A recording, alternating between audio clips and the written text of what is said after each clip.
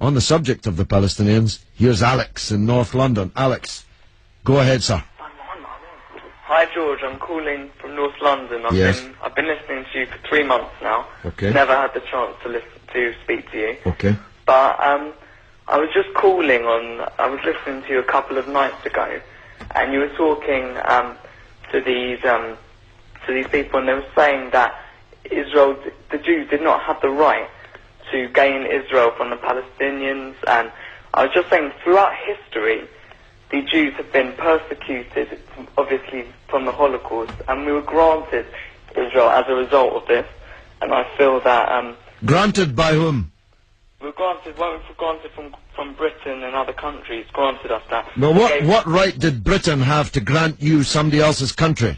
Well, it's due because we lost 6 million people... No. I'm not arguing about that. I'm going to come on to that.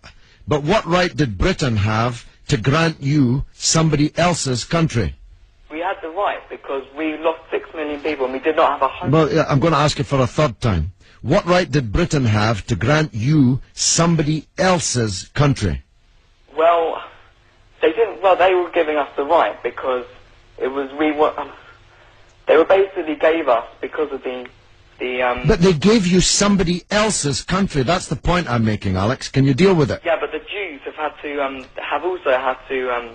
they've dealt with it throughout history. Well, Alex, I don't know if you came on with a script and you can't deviate from it. Can you please answer that point? And we'll come to the Holocaust, and who was responsible for it, and who should have paid, and what they should have paid for it.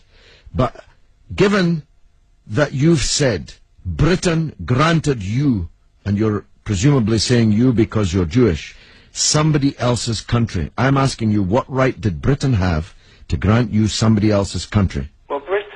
Britain, you could say they didn't have a right, but they came in and dealt with us and with the Jews having lost all these lives, and they basically granted us this land. Okay. Well, I see I'm getting nowhere on this, Alex, so let me deal with your overarching point. Maybe you're just not equipped to deal with the principal point that I have made.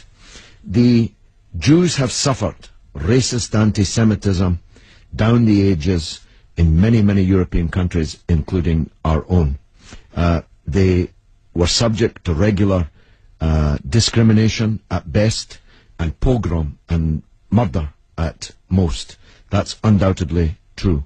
The one place in the entire world that Jews were neither discriminated against nor subject to pogrom was the Muslim world. In fact, so much was that the case that when Christianity came back to power in Spain, in Andalusia, in the western extent of the Islamic Empire, when the Muslims left, the Jews left with them, because they feared the Christian anti-Semitism which would be unleashed in the wake of the departure of the Islamic civilization in the West.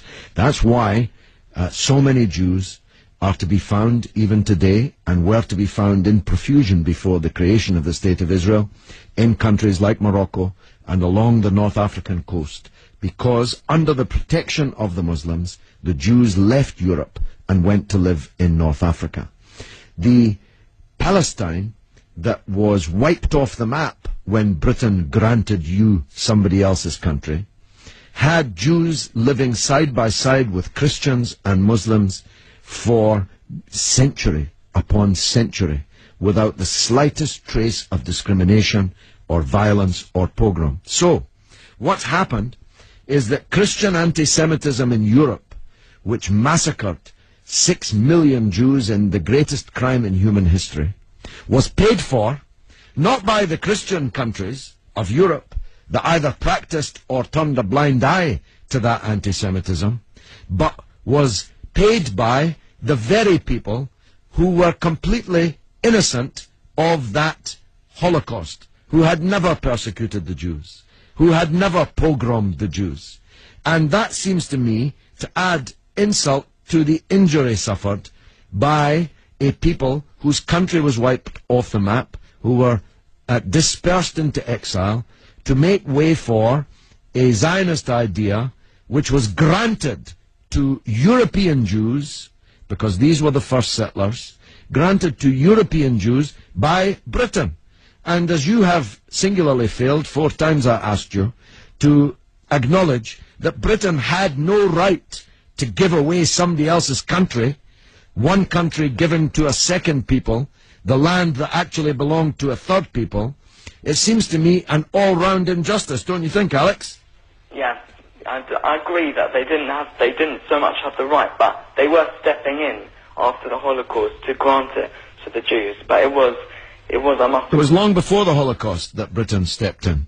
Britain stepped in 1917 with the Balfour Declaration made by the British Minister Balfour on our behalf to a group of atheistic Zionist Jews. I make the point about atheism because it's now claimed that this is some biblical land right, as if God was an estate agent.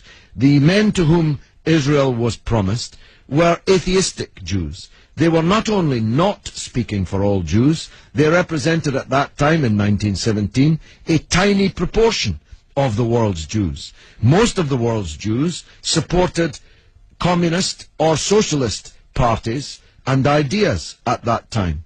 The Zionists represented a tiny sliver of Jewish opinion at that time. Yet Balfour promised them the land which belonged to a third people, without consulting either the British or the world's Jews, and least of all, consulting the Palestinians. Okay, well, thanks very much for talking. Okay, Alex, thanks for listening, my friend.